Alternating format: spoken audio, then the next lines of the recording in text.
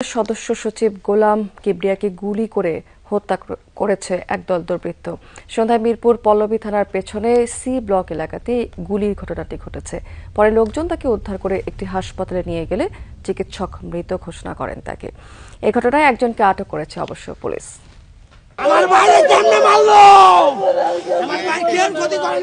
প্রিয়জনকে হারিয়ে স্বজনদের এই মাতম, পরিবারের সদস্যদের আর্তনাদে ভারী হয়ে যায় সোহরাওয়ার্দী হাসপাতালের পরিবেশ।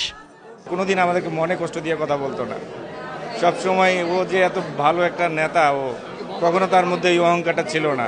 আমরা তাদের সাথে বিগত দিন ধরে লড়াই সংগ্রাম একসাথে করে গেছি, একসাথে চলতেছি। অন্তত অনেক ভালো একটা মানুষ। সোমবার সন্ধ্যা ৬টা ৪০ দিকে পল্লবী সেকশন ১২-র বিক্রমপুর হার্ডওয়্যার অ্যান্ড স্যানিটারিতে ছিলেন পল্লবী থানা যুবদলের সদস্য সচিব গোলাম কিবরিয়া। এ সময় মোটরসাইকেলে কয়েকজন অস্ত্রধারী ভেতরে ঢুকে তার শরীরের বিভিন্ন অংশে কয়েক রাউন্ড গুলি করে। ঘটনাস্থল থেকে ৭ রাউন্ড গুলির খোসা জব্দ করে পুলিশ।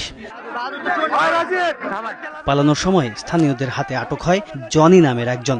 গণপিটুনির পর পুলিশের কাছে সোপর্দ করা হয় তাকে। গোলাম কিবরিয়া খুনের ঘটনায় ক্ষোভ ও নিন্দা জানিয়েছে যুবদলের নেতাকর্মীরা। অপরাধীদের দৃষ্টান্তমূলক শাস্তির দাবিতে কঠোর কর্মসূচি দেওয়ার হুঁশিয়ারিও দেন তিনি।